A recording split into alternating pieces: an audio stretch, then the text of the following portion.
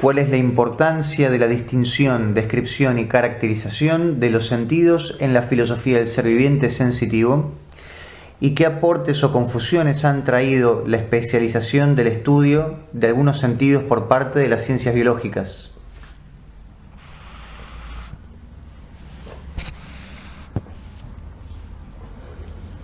La distinción de las potencias sensitivas,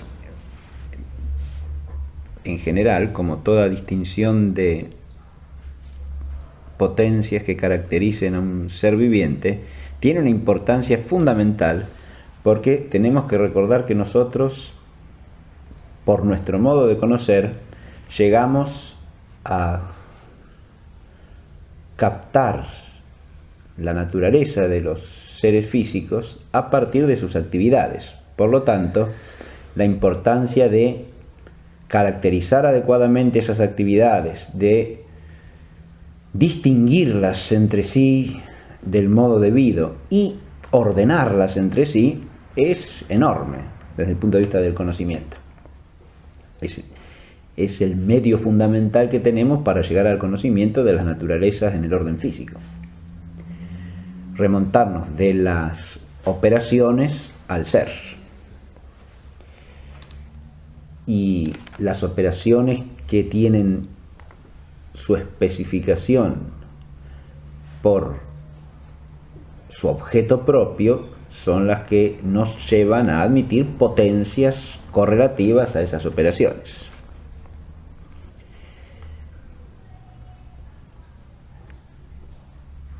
Dicho esto, en general, tenemos que tener en cuenta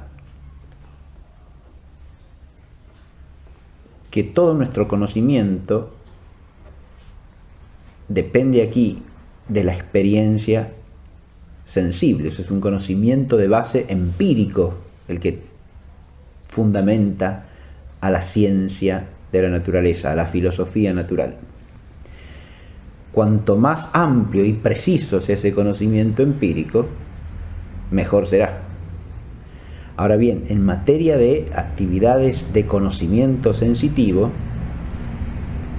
nos topamos con que existe una extraordinaria amplitud y variedad en cuanto a la diversidad de seres sensitivos específicamente distintos. Esto ya lo hemos anotado, lo hemos destacado al considerar esta problemática en general.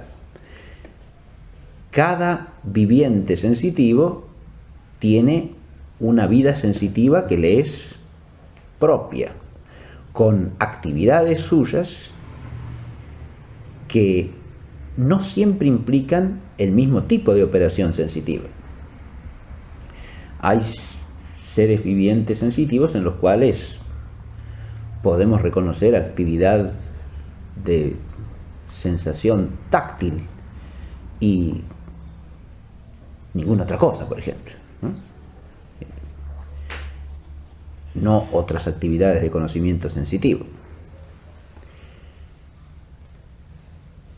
El esquema de actividades sensitivas que propone Aristóteles a partir de su conocimiento de la naturaleza de los vivientes sensitivos es un esquema ajustado a la amplitud del conocimiento empírico que él poseía. No tenemos por qué restringir absolutamente el conocimiento de las potencias de conocimiento sensitivo a eso. Por eso es una esfera de conocimiento ya antes de llegar a la sistematización y al ordenamiento que haga el filósofo, o una ciencia particular, ¿no? Es una esfera de conocimiento que está siempre de alguna manera abierta, porque no podemos decir que se haya explorado en toda su extensión el repertorio de los vivientes sensitivos como para decir que tenemos la certeza absoluta de que no nos queda ninguna actividad de captación sensible por describir o por caracterizar y por lo tanto tener la base para definirla. Aquí también tenemos que tener en cuenta el problema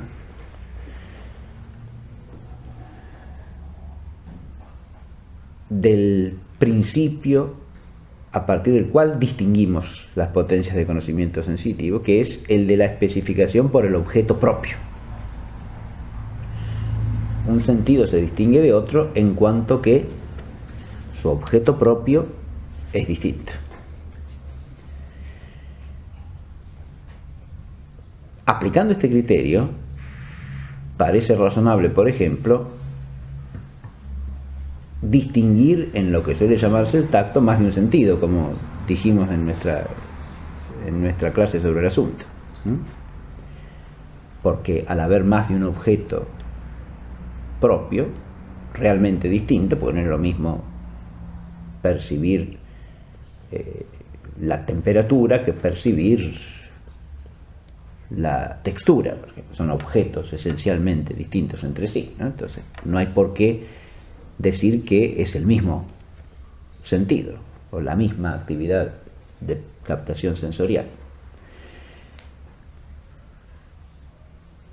El afinamiento de esas nociones es siempre posible, insisto, y es algo que está abierto desde el punto de vista de la extensión y perfeccionamiento del conocimiento empírico.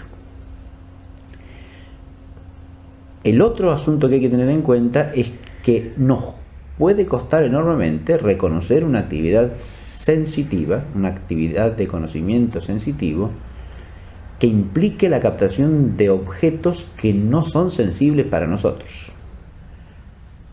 Dicho de otra manera, acá partimos de la experiencia, ciertamente, de la experiencia que implica la observación de la totalidad de la naturaleza. Pero no podemos olvidar que subjetivamente tenemos también cierta experiencia de lo que es la percepción sensitiva y por lo tanto tendemos a pensar en la percepción sensitiva, al menos por analogía, con aquella percepción sensitiva de la cual nosotros tenemos la vivencia, digamos, y esa es la humana.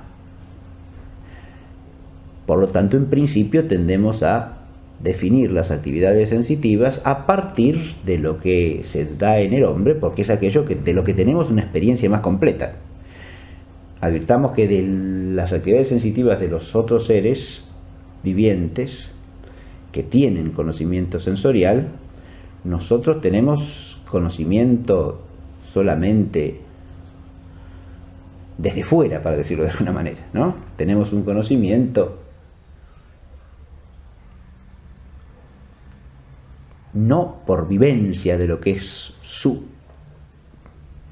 sensación o percepción, sino por observación de sus actividades a partir de las cuales deducimos que perciben o no perciben determinado tipo de objeto.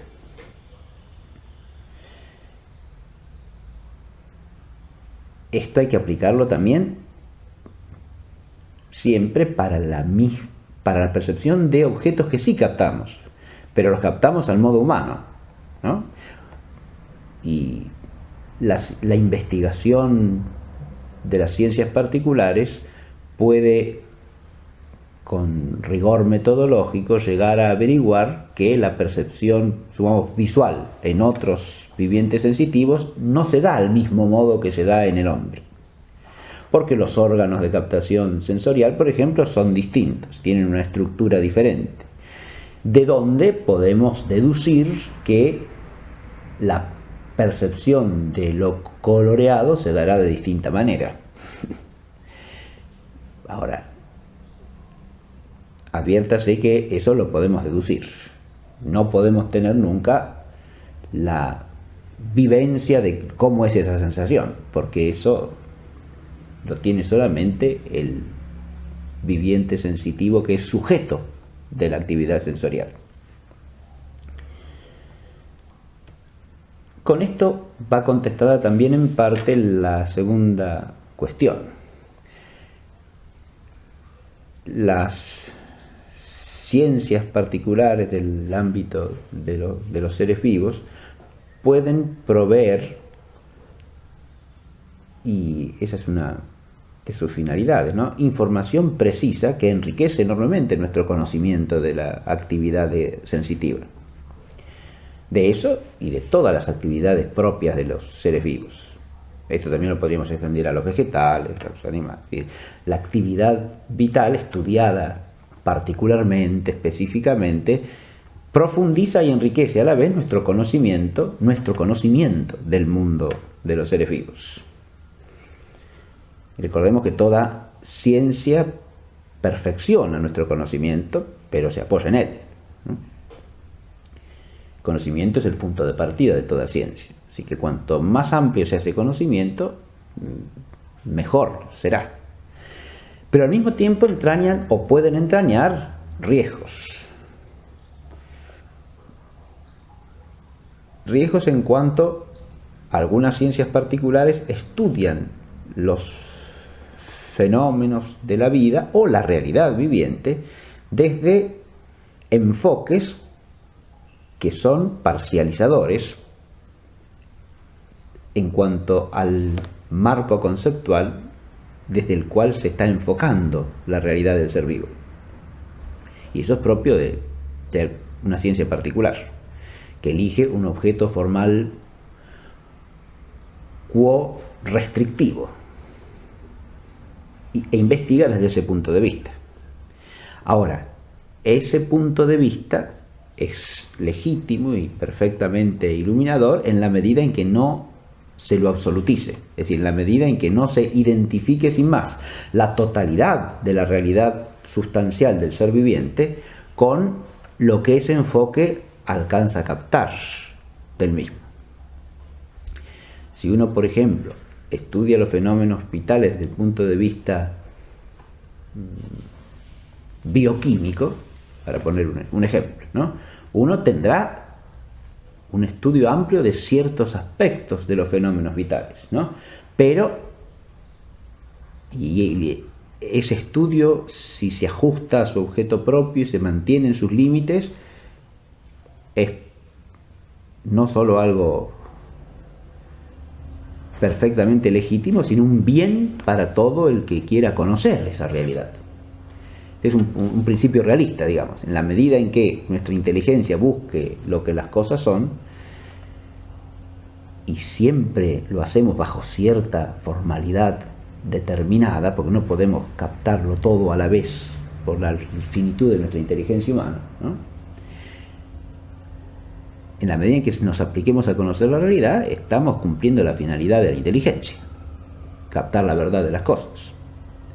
Y esto para el filósofo es decisivo, digamos, ¿no? Siempre hay que atender a estas realidades.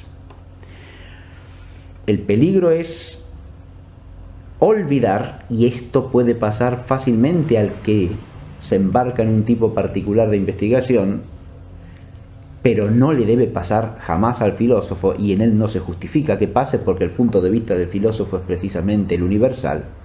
No se debe, y el esencial, no se debe restringir la totalidad del ser de la cosa por reduccionismo a esa parcela que se está investigando. Que pueda deslizarse en este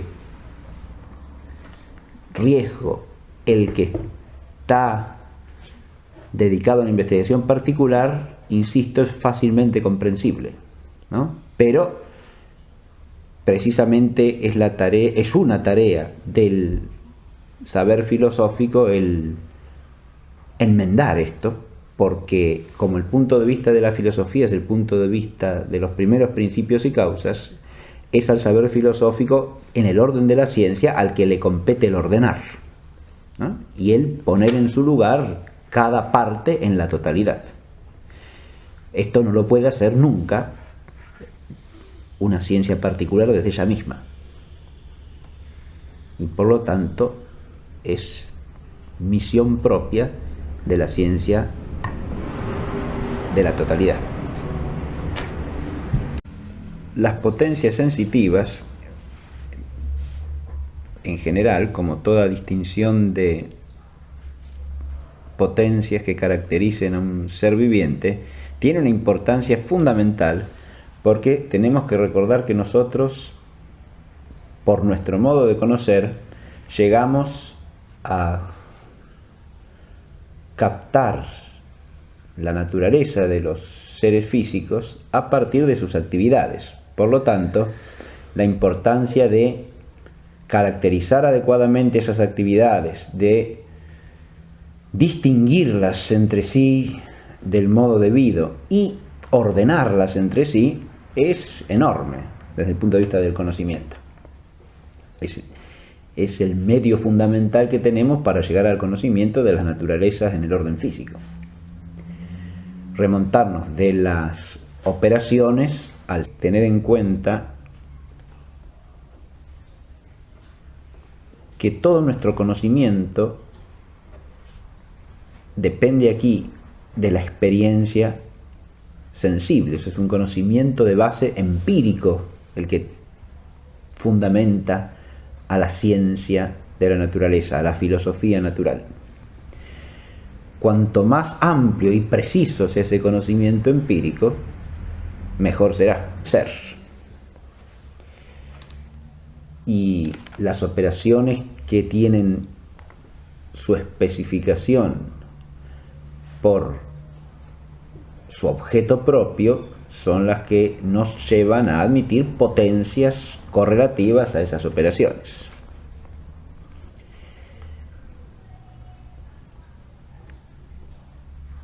Dicho esto en general, tenemos que... ¿Cuál es la importancia de la distinción, descripción y caracterización de los sentidos en la filosofía del ser viviente sensitivo? ¿Y qué aportes o confusiones han traído la especialización del estudio de algunos sentidos por parte de las ciencias biológicas?